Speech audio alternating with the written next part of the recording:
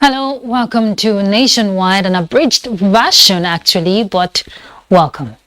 My name is Ruth Aguela.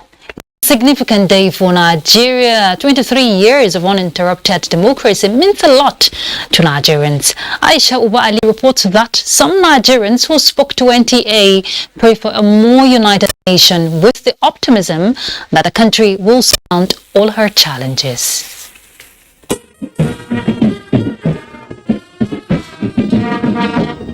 The ambience reflects the celebrative mood of the nation. June 12th joins all, both the Eagles and the Eaglets at the Eagle Square, Abuja. And ensure we become a nation that is indivisible despite our heterogeneous love bound, telling the Nigerian story through their talents and dexterity. Together we can Breathtaking, captivating and inviting sights. Tribe and religion have no role to play here, but teamwork for excellence. Compact parades by the military, paramilitary, police, cultural troops from the zones, playlists and drills were sights to behold.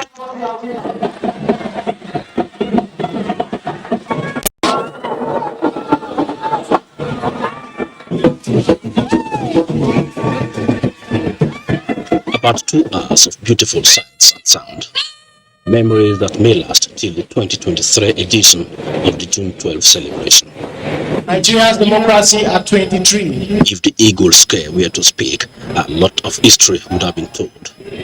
Because a lot has happened here. But the history books may fill that vacuum.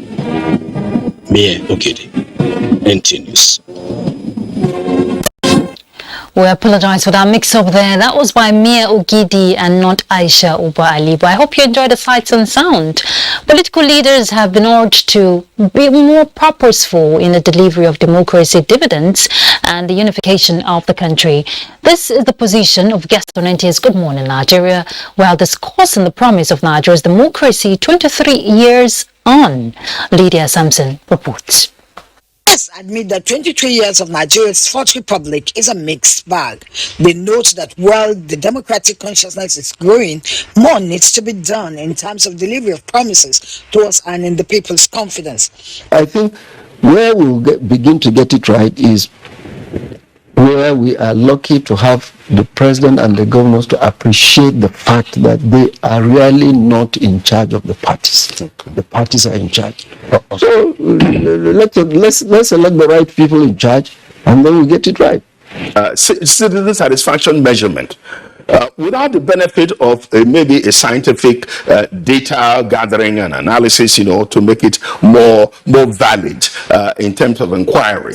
Look at the surge of people going for PVC. Nothing is as indicative as people themselves are so dissatisfied with all that they have seen in the last 40, 50, 60 years. And they want now to express themselves. They emphasize continuous engagement and strengthening of political party leadership to hold members accountable on their state agenda.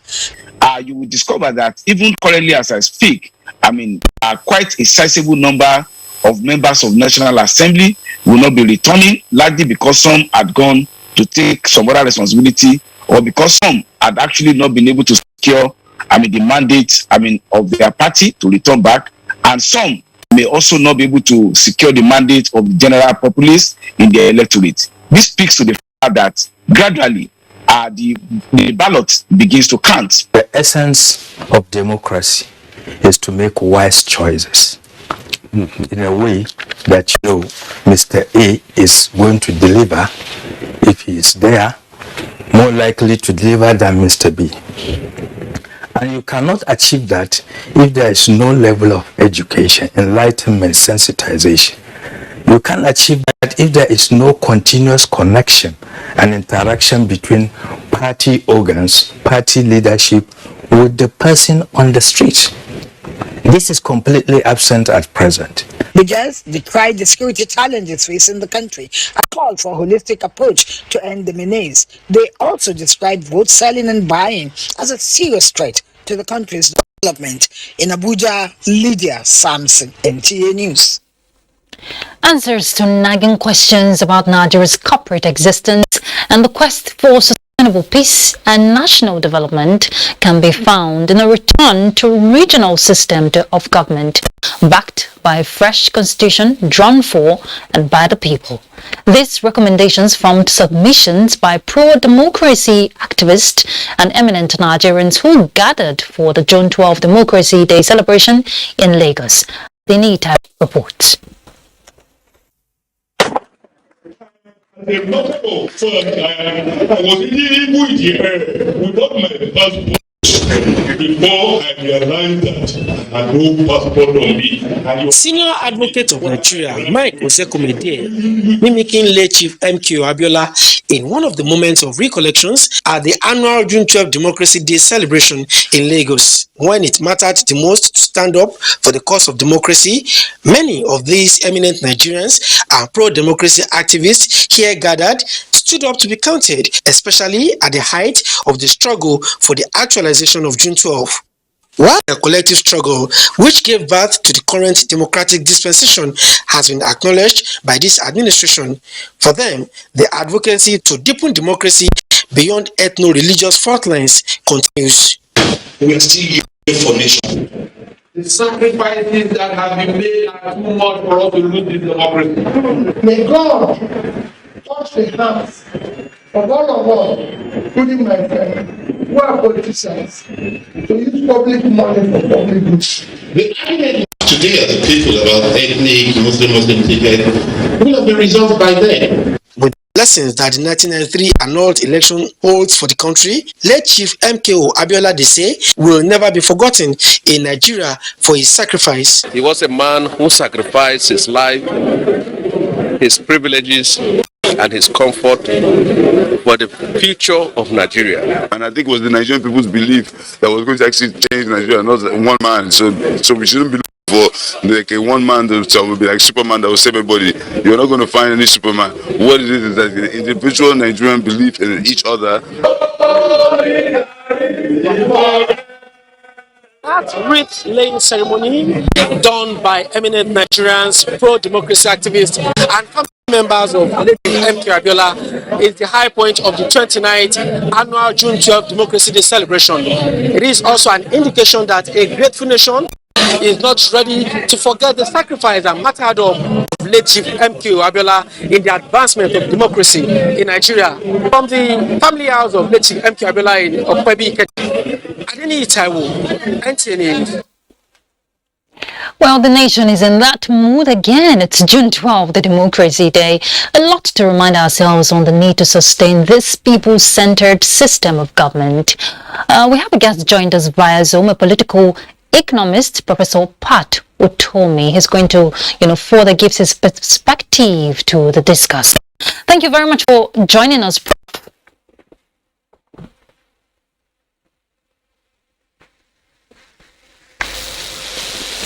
Prof, can you hear me? Thank you for joining us on the news.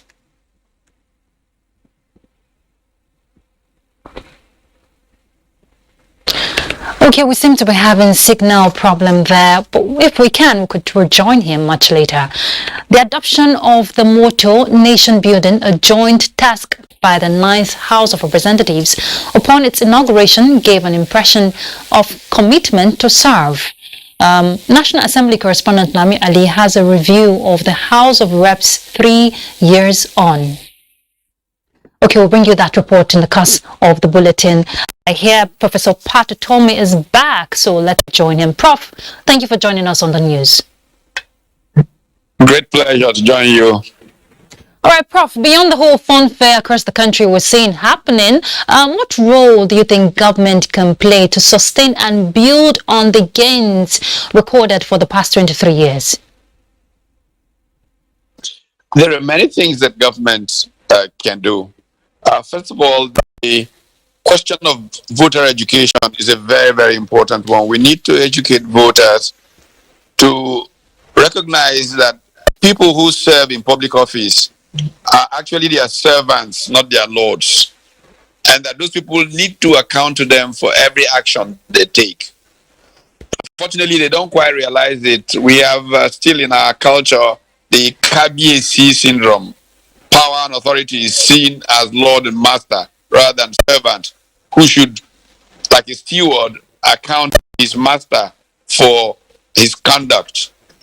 A typical situation we have is where there is a reversal of fortunes for most humans who live in Nigeria. And people in public office don't seem to realize it. They still spend like they used to spend. The SUVs and all that are still gleam. Whereas the people are in desperate straits. The conditions of the servant ought to be worse than that of the people that they serve. But that's not the case in our democracy, and that's where we need to begin to educate people who go into public office to realize that they should be in a worse condition than their people, not a better one. All right. That's a very important education. Prof, I like the choice of word you used there, service. And service, of course, comes with sacrifice. The president in his broadcast appealed to Nigerians to conduct the 2023 elections decently as a mark of honor for the late MK Abiola. So what kind of behavior, would you expect from political class and the electorate, of course? Well, I think, first of all, that people who are in public life should try and be in close touch with the people, feel them, talk with them, recognize their problems, and put everything they've got into solving those problems, rather than put their own problems first. Secondly, people who are in public life ought to be able to be creative in the way they find solutions to problems, not one track old way. Budgets. We raise money, revenues, and we spend them to solve problems. Creative politicians can solve problems without a budget. And that's really the most important part of this challenge. If they have the right preparation, the whole globe is there where you can come up with ideas. For example, we keep waiting for earnings to use to tar roads. But roads in most parts of the world today are provided through private capital. But you cannot just go and say private capital come and do infrastructure for us when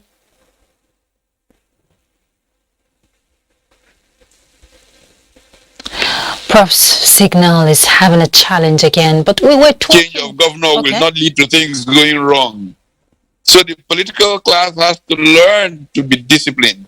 You can't get to the airport as an investor trying to come to the country and you are harassed and extorted from by all the officials you see at the airport and say this is a welcome place to come to. I mean, it's not peculiar. Other countries went through stages like this. If you look at what Hong Kong and Singapore did, for example, to change their police force from being one of the most corrupt in the world to one that does not touch a bribe, but it's quid pro quo. First of all, people in authority should pay those in these positions much better, or should come to an understanding that you paid much better. All right. Then, if you misbehave, there's consequence. Indeed, and of course, strong institutions are critical for the survival of any democracy, any part of the world. What advice will you give to the three arms of government if we must continue to, sustain the dividends of democracy? Yeah, it is important to understand that these three arms of government exist for checks and balances. They are not enemies one to the other, but they are essentially there to ensure that one does not run away with a perspective that does damage to the common good. And so there needs to be some healthy tension between the three arms of government. They should not be like they are in bed together. There should be some tension, but creative, positive tension that advances the good of all. I'm afraid, Prof, that's where we'll leave it. Thank you very much for your time on the news. Thank you. Great pleasure. All right, Professor Pat Otomi there giving us an insight on the Democracy Day. To related issues, one attribute that stood the 9th National Assembly out is its pursuit of stability in governance. This is achieved through collaboration and cooperation with other arms of government. Ignatius Nkwo takes a look at the Senate in the last 3 years. The return in the last 3 years. Amendment of the Deep Offshore Bill, Electoral Act Amendment Bill, and the passage of the finance bills are some of the major achievements of the 9th Senate in the last 3 years. These were not coincidence. They were products of decisive decision. It all started on the 11th of June 2019 when the 9th Senate took off on its legislative voyage. First, with a number of hurdles, the 9th Senate took a resolution embedded in its legislative agenda. There were areas yearning for reforms, prominent among them, changes in budget process, passage of critical bills, conclusive investigative process, and most importantly, the reconstruction of legislative-executive relationship were conspicuously on the radar. Within months, the legislative chamber in unison had redesigned its relationship with the executive, giving way for more cordiality as it confirmed more than 70 presidential appointments. All we try to do is to bring about good governance. All we try to achieve is to make life meaningful for Nigerians. Nigerians began to witness unhindered and prompt production of laws and parliamentary resolutions.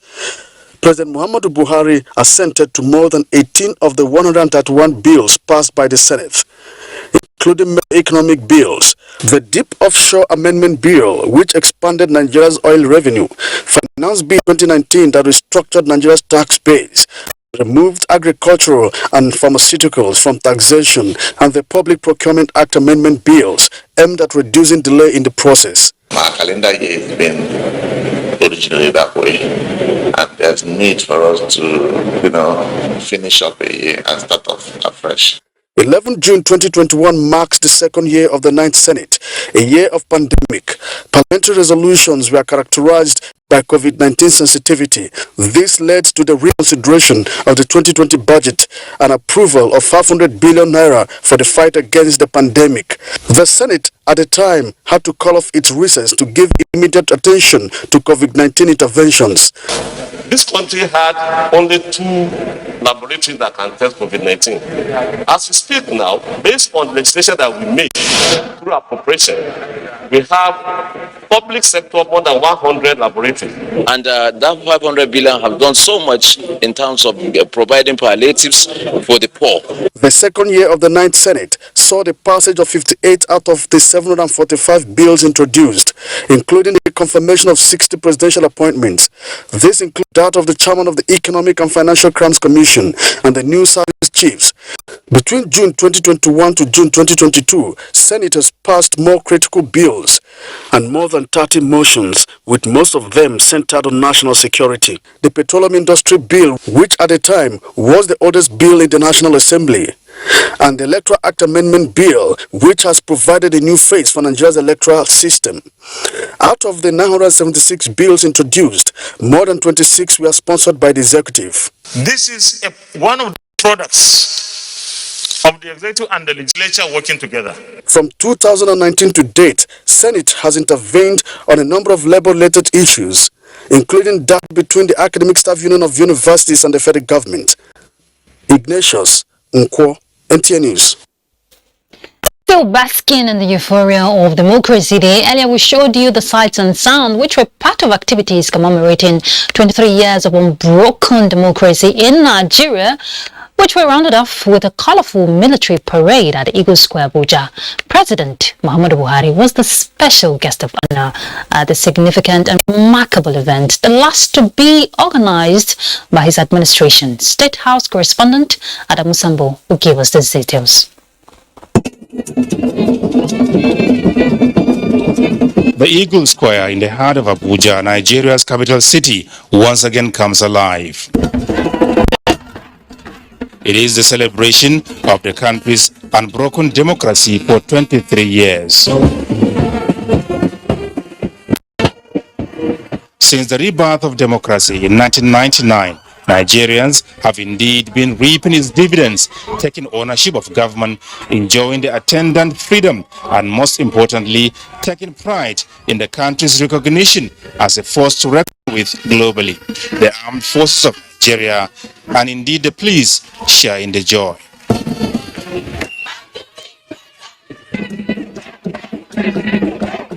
For President Muhammadu Buhari, who has been in charge of affairs of the country for the past 7 eventful and impactful years, is celebrating the day for the last time as Commander-in-Chief of the Armed Forces. He was joined in solidarity by, amongst others, former President Goodluck Jonathan, as well as Ambassador Babagana Kingibe, one of the heroes of the June 12 struggle. I'm quite pleased that we are celebrating Democracy Day today, and we have to make sure that we imbibe in all what we do should be a part of our culture to be democratic. No matter the flaws people observe, we are not under the control of guns. So you know when the government is coming in, you know when the government is leaving. Even that alone is significant. June 12th was the day that Nigerians buried all their dividing lines. They came together and decided unanimously, almost, on their future. It was a wonderful day when one had a sense of being a Nigerian. This is quite unique, being the last in the administration of President Muhammadu Buhari. He has built and sustained the momentum of entrenching democracy in this country. And I believe that by the time we go the route of 24 years, we would have consolidated on all the gains of democracy. And you can see the amount of improvement that are being made with the electoral processes. The parliament, without doubt, is one of the greatest symbols of democracy. But how far has Nigeria's National Assembly fared in promoting and preserving the nation's democratic enterprise? I can say the National Assembly has come of age, and we have been contributing to good governance and national development since the 1999, passing very critical legislations. And even the previous National Assemblies have done so much, growing by the day, and I'm very proud to be a member of the National Assembly. For us in the armed forces, we remain quite delighted because we believe that a thriving democracy is what a professional military requires to be able to build its competencies for it to be able to play its constitutional roles, which is the territorial defense of our dear nation. But the military has no reason whatsoever to return to political governance. That is a thing of the past, and we're looking forward to a very professional armed forces that is there to support the growth of democracy. This is the fourth time the 12th of June is celebrated as Democracy Day in Nigeria, made possible by President Muhammadu Buhari as part of the process of healing, reconciliation, and indeed atonement for the previous damage done in the annulment of the 1993 presidential election. And as some will say, even after he leaves office, the president will remain the greatest living heroes of the June 12 struggle. In Abuja, Musambu, NTA News. All right, let's feel the pulse in Lagos as we join Michael to guide us. Michael. Thank you, Ruth. The Nigeria Solidarity Support Fund says its strategic focus in year 2022 is to reduce maternal and child deaths by providing access to quality healthcare for vulnerable Nigerians. This was at the awards and fundraising ceremony by the non-governmental organization held in Lagos. Amaka O reports. According to the Nigeria Solidarity Support Fund, utilization of the primary healthcare centers stand at 30%, contrary to the 70% health-seeking demand. This, among other unending challenges, created the need to bridge the gaps in the healthcare system. The NSSF is an institutional mechanism that is put together by global citizens and the NSIA to galvanize funds from Nigeria to help Nigerians. The non-governmental organization will provide quality health care for at least 100,000 most vulnerable women and children. We need to retool, reskill, retrain, and get a whole new bunch of nurses, it's not just nurses, radiographers, technicians. The health care field is very, very wide. The Nigeria Solidarity Support Fund further supports other vulnerable partners, call for sustainability of the initiative for the common good of all. We need to build society, and what is society? It's food, it's health, it's education. We want to get people to have self-esteem, get people to believe in themselves, to be self-sustainable. Awards were presented to sponsors and various collaborators for their contributions. And I'm sure we have more international backup when they see that we're taking interest in the health of our people. Given the impact of COVID at that time and how it brought so much focus on the inadequacies of our health sector, so naturally strengthening the health sector became the focus of our conversation. I'm extremely delighted and I feel honored and privileged to receive this award on behalf of my founders and their families. The Nigeria Solidarity Support Fund was established in year 2020 to mitigate against shocks posed by COVID-19 infection on the nation's healthcare system. It has also helped the nation to exceed the 1 million target vaccination for Nigerians against COVID-19 infection. In Lagos, Amaka O, NTA News. Do not forget to follow this news broadcast live at nta.ng/live and on our other social media handles displayed on your screen for updates. Time for some messages. The news continues shortly with Ruth in Abuja. Please stay.